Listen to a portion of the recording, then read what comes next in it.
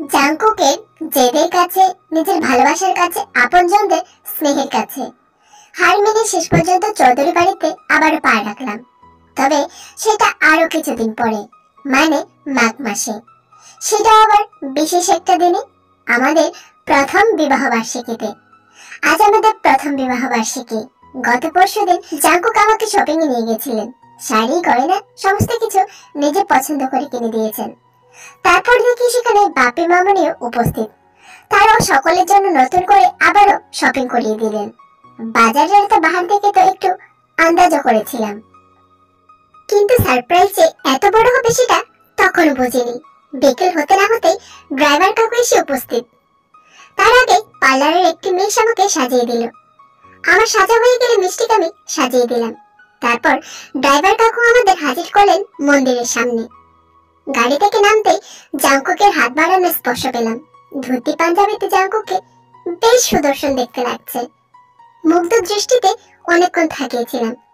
বুঝলাম প্রথম বিবাহ বার্ষিকীতে আমাদের আবার নতুন করে বিয়ের আয়োজন করা হয়েছে। একে একে সকাল থেকে ঘটে যাওয়া ঘটনাগুলো আবার মনে পড়তে লাগলো। গত রাতে জাংকুক ফ্ল্যাটে ছিলেন না, মিষ্টির আমি ছিলাম। অবশ্য মালাদিকে তখন পাঠিয়ে দেওয়া হয়েছিল। ভোরবেলা আমাকে ঘুম থেকে তুলে মালাদি আমাকে জোর করে মুখে দই কই মিষ্টি খাইয়ে দিয়েছিলেন। বলেছিলেন প্রসাদ। তখন একবার মনে হয়েছিল, এই ভোরবেলা কে খায় প্রসাদ? তার আগের দিন কাজের চাপ বেশি থাকার কারণে এত ক্লান্ত ছিলাম যে একটুখানি খেয়ে ঘুমিয়ে পড়েছিলাম। বিষয়টাকে খুব একটা গুরুত্ব দেইনি। ডিউটি অফ ছিল, ফ্ল্যাটে ছিলাম। সারাদিন ফল ছাড়া আর কিচ্ছু খাইনি। অবশ্য সেটা হরহামেশাই করে থাকি। খাওয়া দাওয়ার প্রতি বিশেষ ঝোঁক আমার নেই। এই ক্ষেত্রে আমাকে এক প্রকার ফাঁকিবাজ বলা যায়। তবে মালাদি দুপুরে ত্বক চর্চার উপদেশ দিয়ে আমাকে খানিক হলুদ মাখিয়ে দিয়েছিল। তখন আমার একটু সন্দেহ হয়েছিল। জাংকুকে ফোন করার চেষ্টা করেছিলাম। যতবারে ফোন করেছি ততবারে ফোন সুইচ অফ এসেছে। আর কাউকে কিছু জিজ্ঞাসা না করে চুপ ছিলাম। তারপর বিকেলের দিকে সেই সাজগোজ, মিথ্যে বলবো না, মনের কোণে কোথাও যেন খুশির আমেজ লেগেছিল। মনে মনে ভাবছিলাম, সত্যি কি তাই? তবে এখন জাংকুকে বরবেশে দেখে আমার সমস্ত সংশয় দূর হয়ে গেল। ধীর পায়ে এগিয়ে গেলাম মন্দিরের দিকে। দুই পরিবারের আত্মীয় স্বজনদের অনেকেই উপস্থিত। ইয়োনোদা, তার বউ, বাচ্চা, সিওজন ভাইয়া তারা উপস্থিত। বিয়ের পিড়িতে বসতে বসতে জাংকুক বলল, এর নাম ভাগ্য। প্রথম বিয়ে পালিয়ে মন্দিরে, দ্বিতীয় বিয়ে ও তাই। ধুমধাম করে বাদ্য বাজানা নিয়ে বিয়ে বোধহয় আমার ভাগ্যে লেখা নেই। তো কে বলেছে মশাই আপনাকে মন্দিরে বিয়ে করতে? তোমাকে যদি বলতাম নিয়ম নীতি মেনে আবার বিয়ে করতে, তুমি কি রাজি হতে? না, কখনোই না। বিয়েতে তো রাজি হতামই না, আবার নিয়ম নীতি, তা আবার আপনার জন্য? পাগল নাকি আমি? তাহলেই বোঝো। তাই বলে আমাকে কিছু না জানিয়ে এটা কিন্তু ঠিক হলো না। পরিকল্পনা আমার নয়, তবে রূপায়ণে পূর্ণাঙ্গ সহযোগিতা আমার। আমি চিন্তা করে দেখলাম, জীবনে একটু বৈচিত্র্য আসলে ক্ষতি কি? আপনার মতো পাবলিক আবার বৈচিত্র্যের কথা বলছে, খুব অদ্ভুত তো। তুমি আমাকে কতটা চিনো? তবে হ্যাঁ, ধীরে ধীরে চিনবে।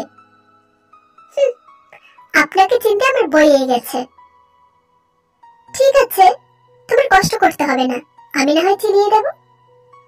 কথাগুলো দুজনের মধ্যে যথেষ্ট আস্তে হলেও টুকরো টুকরো কথা এদিক ওদিক ছড়িয়ে যাচ্ছিল। আরে তোর এবার থামবি? বিয়েটা তো সার আগে। দাদা, আপনার বোনকে একটু বোঝান, একটু বেশি কথা বলে। কি বললেন? আমি বাচ্চাল? বিয়ের কোণে কিভাবে ঝগড়া করতে নেই?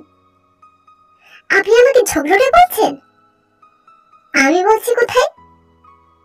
তোমরা দুজনে একটু মুখ বন্ধ করলে পুরোহিত মশাই মুখ খুলতে পারতেন। তোমাদের জন্য তার মন্ত্র উচ্চারণ বন্ধ হয়ে গেছে। তারপরে দুজনে বিয়েতে মন দিল। তো মনে মনে ফুঁসতে থাকলেও জাংকুক বেশ মজা নিচ্ছিল। তখনই পুরোহিত মশাই বলে উঠলেন, কন্যাদান কি করবে? আমি তো এই কথা শুনে ইয়োনোদার দিকে তাকালাম। হঠাৎ একটা আওয়াজ আসলো, আমি কন্যাদান করব। দীর্ঘদিন পর এই কণ্ঠ শুনে আমি চমকে গেলাম। আমার চোখ যেন এবার বাত মানছে না। দাবাই, কোথায় তুই? ধীরে ধীরে ভিড় ঠেলে সামনে এগিয়ে এলো সোগা। কিতে, কথা রাখলাম তো? এটা তোর নতুন জীবনের জন্য আমার তরফ থেকে দেওয়া উপহার। তুমি আমাকে আমার জীবনের সেরা গিফট দিলে ভাইয়া, আমি কোনোদিন তা ভুলবো না। হয়েছে, বাকিটা পরে বলিস, আগে বিয়েটা সম্পূর্ণ হোক। দাবাই, তুই কি করে আমাকে ছাড়া এতদিন থাকতে পারলি? সেটা পরে শুনবে ননদি। কথাটা শুনে পেছনে তাকালাম। কি সুন্দর একটা মেয়ে। মেয়েটা দেখে তো আমি তাকিয়েই রইলাম। সেটা দেখে মেয়েটাই বলল, যেটা ভাবছো সেটাই। আগে বিয়েতে মন দাও, পরে সব হবে। ধীরে ধীরে কন্যাদান থেকে সিঁদুর দান সম্পন্ন হয়। মনে ভিড় করে আসে পুরনো স্মৃতি। মাত্র 1 বছর আগের কথা। মানুষটাকে দিয়ে জোর করে আমার স্মৃতিতে সিঁদুর দেওয়ানো হয়েছিল। তখন নিজেকে পৃথিবীর সবচেয়ে উপেক্ষিতা রমণী মনে হয়েছিল। সিঁদুর দানের পর তার মুখটা দেখলাম, যেন কোনো ফুলের থেকেও বেশি সুন্দর লাগছে। কিন্তু ওর চোখে জল কেন? ও কি পুরনো স্মৃতি মনে করে কাঁদছে? সত্যিই তো, কম দুঃখ তো ওকে দেয়নি। আজ আমি বেশি অনুতপ্ত। কিন্তু সে অনুতাপ প্রকাশের ভাষা আমার জানা নেই। তে, তোমার হাতে হাত রেখে কথা দিচ্ছি, আমার দেওয়া যে আঘাত তোমার চোখে জল এনে দিয়েছে, আজকের পর থেকে তার দ্বিগুণ ভালোবাসা দিয়ে তোমাকে ভরিয়ে দেব। বিয়ে সম্পূর্ণ হতেই চৌধুরী বাড়ির উদ্দেশ্যে সবাই রওনা হলো। চৌধুরী বাড়িতে দুজনকে বরণ করে ঘরে তুললেন মিসেস জেন। দুধে আলতায় পা ডুবিয়ে গৃহ প্রবেশ করেছে তে। তের হাত ধরে জাঙ্কুক, আর জাঙ্কুকের কোলে মিষ্টি। অভিনব দম্পতির অভিনব গৃহ প্রবেশ। মিষ্টির ঘরটা এখন আমাদের ঘর থেকে ওই ঘরে বসে আমি এসেছি আমার ঘরে। আয়ুর ছবির সামনে এসে দাঁড়ালাম। আয়ু, তুমি এখন ভালো আছো তো? আমি তাকে মন থেকে ভালোবেসে বিয়ে করেছি। ভেবো না তোমাকে পর করে দিয়েছি। তুমি আজীবন আমার প্রথম প্রেমী থাকবে, যদিও তাতে তের আক্ষেপ নেই বলেছে। আজ তোমার ছবিটা কেমন জানি হাসছে। তাহলে কি এতদিন থেকে কষ্ট দিয়েছি বলে তুমিও কষ্টে ছিলে? তোমরা একে অপরকে কত ভালোবাসো, সত্যি আমার অবাক লাগে, জানো তো? আমার অপরাধে কিন্তু অন্ত নেই। আয়ু, আমি পারবো তো সব ঠিক করে দিতে। জীবনের এই মহা সন্ধিক্ষণে বসে জাঙ্কুক যখন পুরনো আর নতুনের দ্বন্দ্বে আছে, ঠিক সেই সময় দরজায় টোকা পড়লো। রাতের খাবার খেতে ডাকা হচ্ছে। তারপর সবাই মিলে একসাথে বাসর জাগা হবে।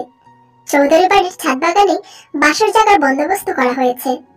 সেখানে বয়স্করা ছাড়া সবাই উপস্থিত আছে, ছোটরাও আছে। বিয়েতে তেমন কাউকে ডাকা হয়নি। 2 দিন পর একটা পার্টির অ্যারেঞ্জ করা হয়েছে। সেখানে বাইরের সবাই ইনভাইট থাকবে। মিষ্টি সকলের মধ্যে থাকলেও সে আপাতত তার বাবার কোলে ঘুমিয়ে আচ্ছন্ন। ইয়োনাদার ছেলেরও একই অবস্থা।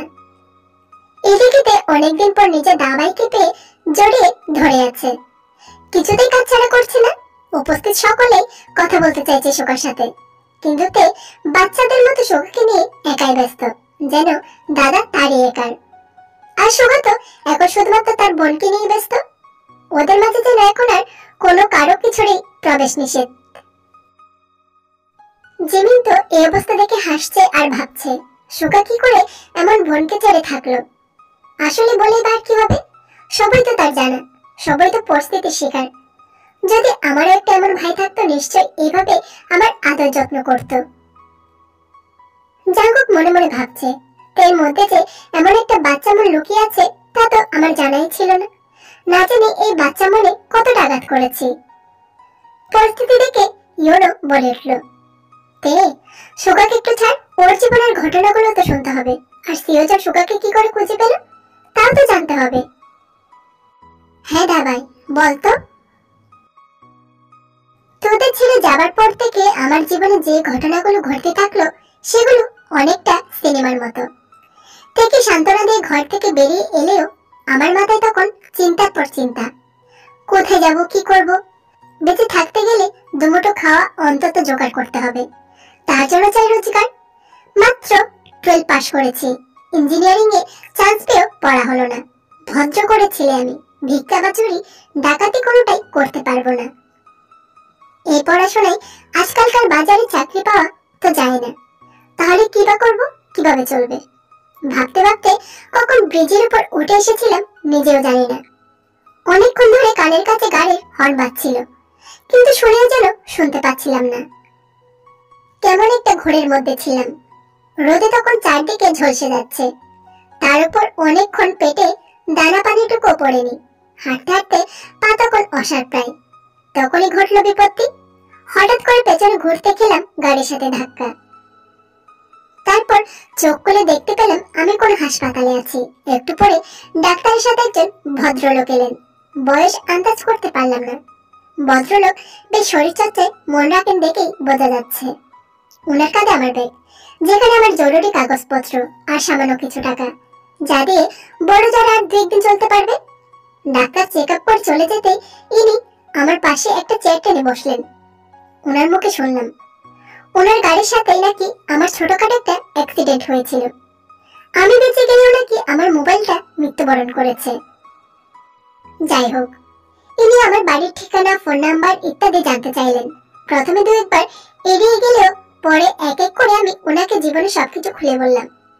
আমারও একটি সহায় প্রয়োজন, একটা আশ্রয় প্রয়োজন। সব শুনে তিনি আমাকে তার বাড়িতে নিয়ে এলেন। আমি আর না করলাম না, বরং খুশি হলাম। একটা আশ্রয় তো পাওয়া গেল। কিন্তু সে আশ্রয় যে আমার জীবনের মোড় ঘুরিয়ে দেবে সেটা আমার জানা ছিল না। জীবনের মোড় যিনি ঘুরিয়ে দিলেন তিনি আমার সেই আশ্রয়দাতা মিস্টার জেহব, একজন অবসরপ্রাপ্ত আর্মি অফিসার। বিয়েও করেছিলেন। ওনার স্ত্রী কিছু বছর আগেই ক্যান্সারে মারা যান। সহায় সম্বল তো অনেক কিছুই আছে ওনার। সব থেকে ওনার কাছে মূল্যবান ছিল জিমিন, ওনার মেয়ে। আমি যখন ওনাদের বাড়ি যাই তার 2 দিন আগে জিমিন প্রজেক্টের কাছে মুম্বাই গিয়েছে। মাঝে মাঝে তার এমন প্রজেক্টের কাজ থাকেই।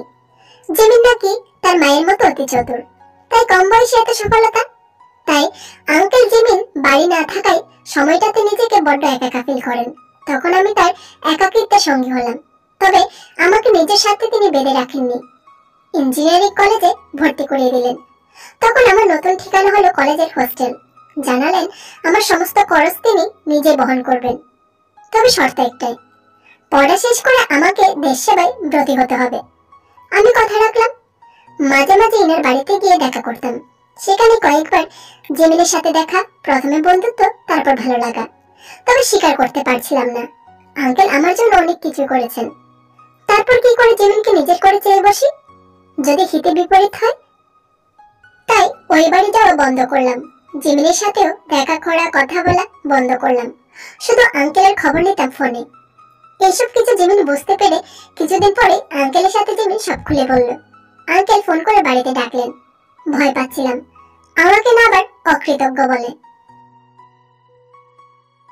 আঙ্কেলের গম্ভীর মুখ যেন আমার প্রেশার হাই করে দিচ্ছিল। তারপর জিমিন শরবত নিয়ে হাজির হলো। জিমিন, সুগাকে শরবতটা দাও তো, ঘেমে যাচ্ছে। শরবতটা খেলাম। সুগা, তুমি কি এতদিন আমাকে চিনলে? তোমার মনের কথা আমাকে খুলে বলতে পারলে না? আমার মেয়েটা তোমার সাথে এতদিন কথা বলতে না পেরে কি যে কষ্ট পেয়েছে তা আমি দেখেছি। তুমি আমার নুন খেয়ে আমার মেয়েকে কষ্ট কি করে দিলে? মানে মানে আবার কি? তোমরা একে অপরকে ভালোবাসো, আমাকে বললে সমস্যা কোথায় হতো? জিমিন হাসতে দেখে আমার বুঝতে অসুবিধা হলো না। আঙ্কেল সম্পর্কটাকে বিয়ে পর্যন্ত এগিয়ে নিয়ে গেছে। তারপর আর কি? তার কিছুদিন পরে পড়া শেষ হলো।